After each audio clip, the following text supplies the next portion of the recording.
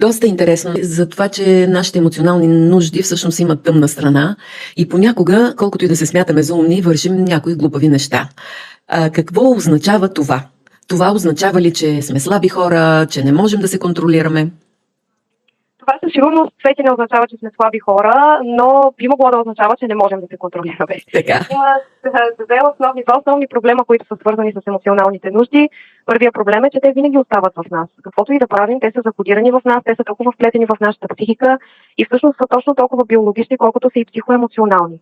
И това трябва да го осъзнаят хората, че всъщност ние не можем да избягаме от нашите емоционални нужди и потребности. Какво означава емоционални нужди? Това означава, че ни липсват някакви емоции или?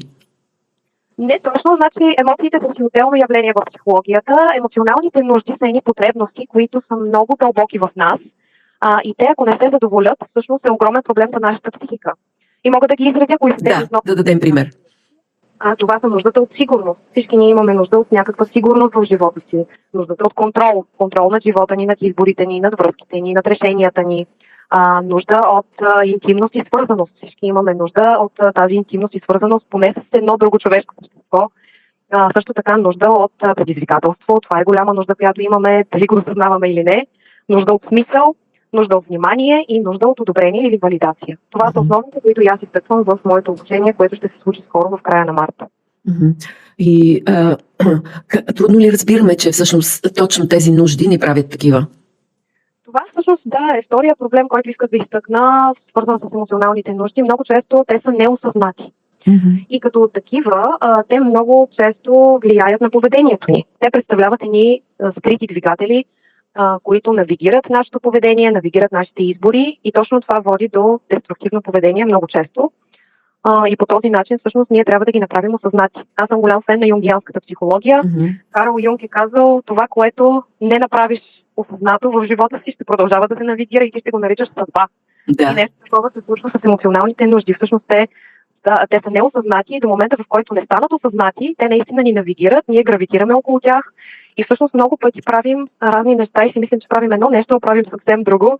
И мога да дам един пример тук. Когато един човек е много задълбал така в някакви благотворителни каузи, много активно, така и борбено се бори за някаква политическа или благотворителна кауза, той може да си мисли, че го прави от добро сърце, от това да се раздава, да дава просто. А всъщност той дълбоко в себе си иска да задоволи своите нужди. Може би за внимание, може би за одобрение или за смисъл. Да. Това означава ли, че точно в такива моменти ние сме склонни да прибегнем към някакви връзки, които не са най-доброто за нас, така наречени токсични връзки? И защо как влияе на организма? Може би разрушително всичко това. Да, със сигурност разрушително влияе. Нека да започна с тези токсични връзки, които спомена, защото те са станали много популярни в психологията днес. Защо хората остават в токсични връзки? Не само защо ги започват, но защо остават в тях, въпреки че очевидно виждат, че нещо не е както трябва. Нуждата от свързаност, нуждата от интимност. Тя е много фина, тя е много деликатна. И всъщност те предпочитат да задоволят нуждата си за интимност с неправилния партньор, отколкото въобще да не я задоволяват. Това е истината за емоционалните нужди. Ние щем винаги се борим чрез нашето поведение, осъзнато или неосъзнато, да задоволяваме тези нужди. Затова те са толкова основни в психологията и затова те са такива двигатели. И затова трябва да се говори за тях, защото именно са много ключови за психичното здраве и осъзнатост на човека. Но това е причината, защо примерно една жена остава в дългосрочна връзка с мъж, който я насилва. Това са доста тежки теми, тъмни теми, но в моето обучение ми се иска да бъдем искрени, да бъдем честни с себе си, защото това е честия проблем, свързан с емоционалните нужди. Човек вижда, че част от поведението му е деструктивно, нездравословно и някакси умее да рационализира, умее да оправдава поведението си. А голяма част от проблема е, че просто е нечестен със себе си, неискрен със себе си и точно това аз стимулирам в хората, за да може да се оправи проблема. Първо трябва да бъдем искрени със себе си или да признаем, че има проблем. Да, но ако ти е трудно да вземеш другото решение, ако виждаш, че, примерно, везните се накланят по един или друг начин,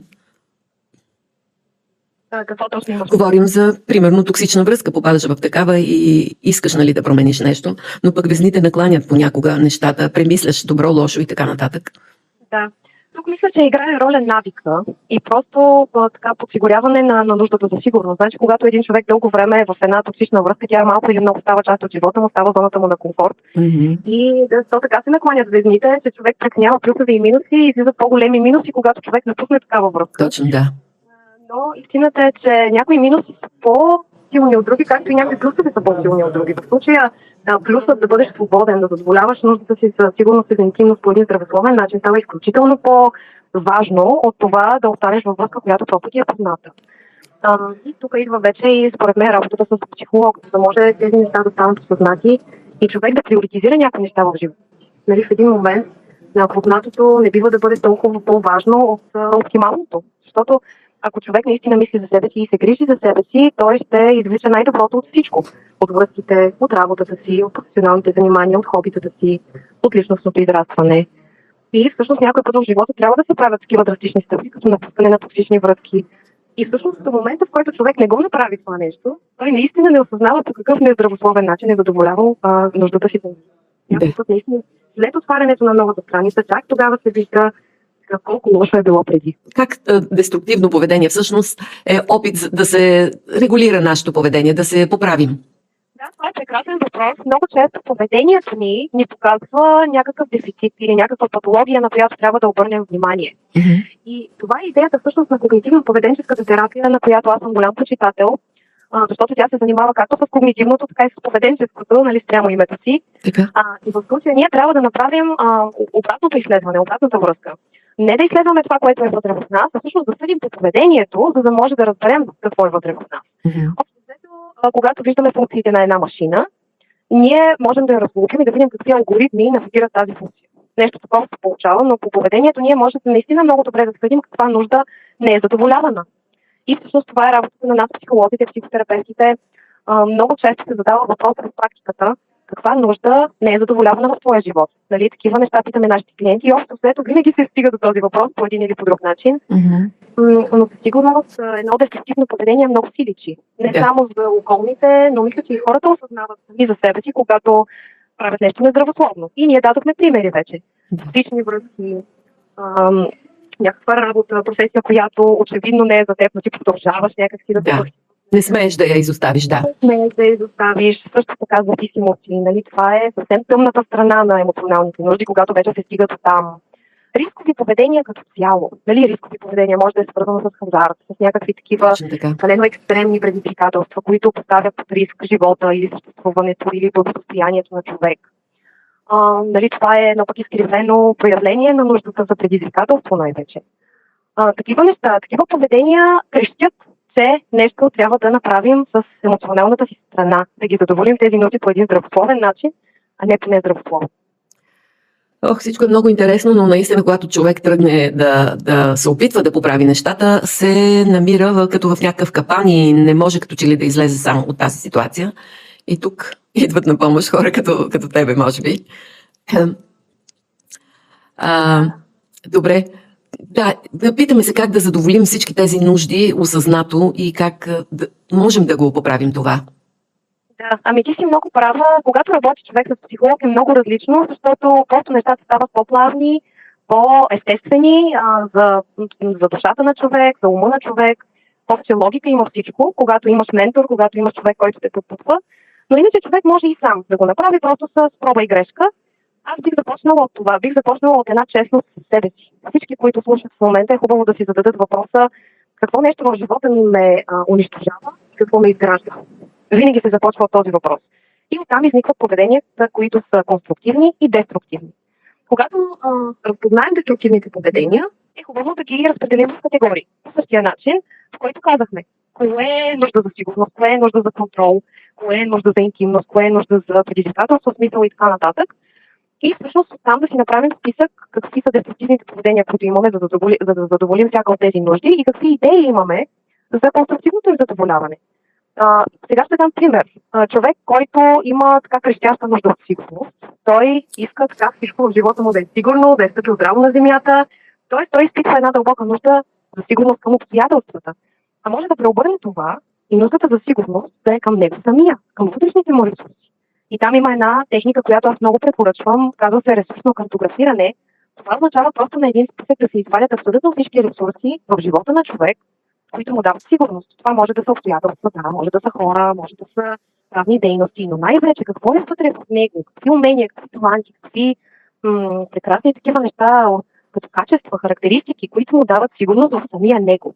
И това е едно преобръщане на нуждата за сигурност и това е едно здравословно задоволяване на тази потребност.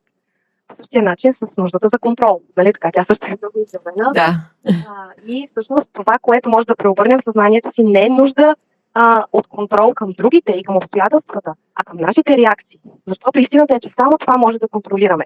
И ако преобърнем този контрол към реакциите си, наистина живота се променя. Да. Тоест, когато прекалено много се опитваме да контролираме нещата около нас, това не е в наша полза. Да, със сигурност това ни изнервя. И по-рано ме пита как всъщност се отразява на организма. Нуждата за контрол е много добър пример, защото помислете си за тези хора, които наистина имат проблем с контрола. Как се чувствате, как изглеждат, какво е поведението им, може би вие сте един от тях. Имат много стегнато такова поведение, чувстват се стегнати като цяло тялото. Да. Много често така има някаква пупа в гърлото, нещо в гърдите, което така ги спира да дишат добре. Всъщност наистина има изследвания, които показват, че хора, които имат проблем с контрола, имат доста плитко дишане, защото те непрекъснато са в някакво бягство или борба, в такава защитна позиция, един стрес. Така че това е един стрес, който абсолютно винаги се отразява на организма. И въпросът тук е не дали ще се получи някаква болест, а кога ще се получи. Ако човек наистина продължава с този нездравословен контрол към хора, към събития, към другите, към целия свят, към външния свят, а не го обърне този контрол всъщност към себе си, нали, към собствените си реакции и нагласи, това наистина в дългосрочен план води до проблеми с сърцето, води до проблеми с мозъка, защото това са двата органа, които най-често са засегнати така от психологически тяло и нервната система. Просто едни непрекъснати нерви, един непрекъснат стрес, хронична умора, раздразнителност и оттам трудност във връзките.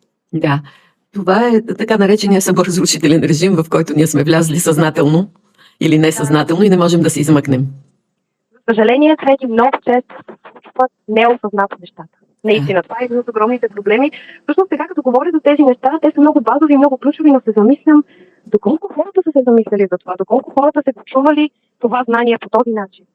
А то е толкова базово. Аз отново ти казвам, в моята практика надали има консултация, в която аз да не задавам този въпрос. Каква нужда в твоя живот остава незадоволена? Или каква нужда ти задоволяваш по деструктивен начин? Хората могат ли да го определят това обаче? Мисля, че могат. С малко замислене, с малко осмисленост.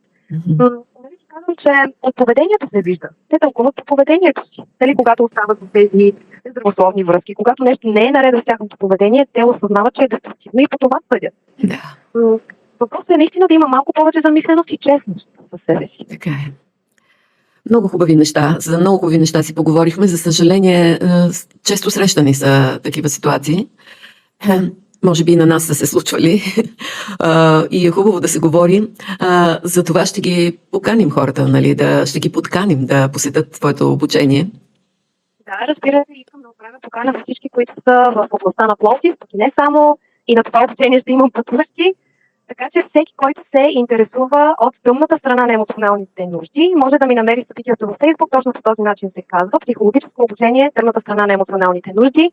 И ще бъде, както винаги, изключително интерактивно, ще разгледаме казуси. И въпреки, че е тежка тема, моят стил винаги е позитивен и винаги хората си тръгват заредени и с много отговори. И ще разбиеме някои митове, които са често срещани, като това, че всъщност е много трудно, нали, да се задоволят нуждите по конструктивен начин. Истината е, че може е лесно, просто човек трябва да знае как.